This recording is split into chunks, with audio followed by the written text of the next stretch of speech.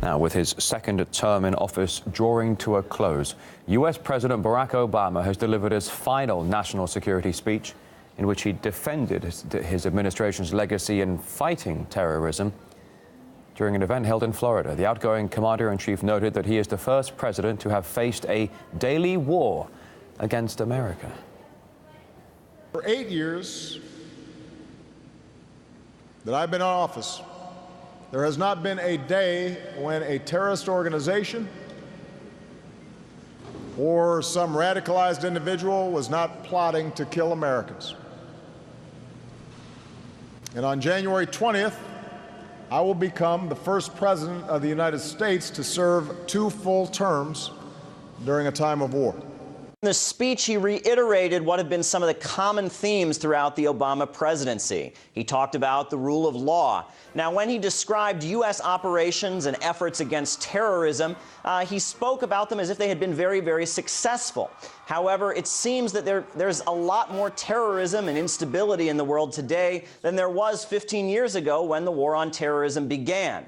You can take a look at Libya and Syria, 2 countries that are just full of terrorism and instability and violence. Muammar Gaddafi has lost legitimacy to lead, and he must leave.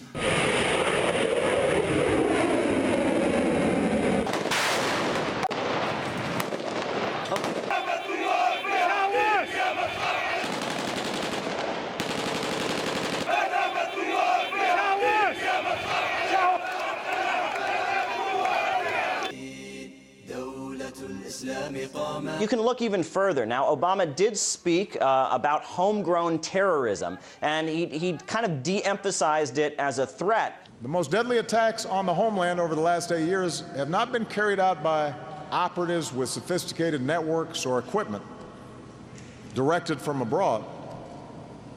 They've been carried out by homegrown and largely isolated individuals who were radicalized online. These deranged killers can't inflict the sort of mass casualties that we saw on 9/11. But these terrorists want to cast themselves as the vanguard of a new world order. They are not. They are thugs, and they are murderers, and they should be treated that way.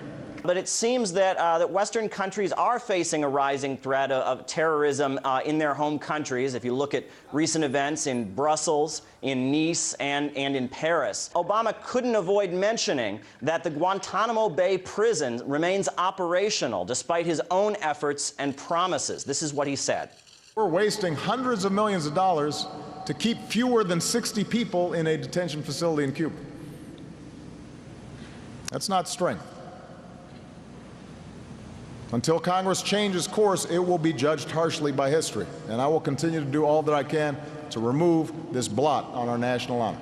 Many questions are still being raised as Obama enters the very final weeks of his second term in office. People are wondering what will change under the new administration.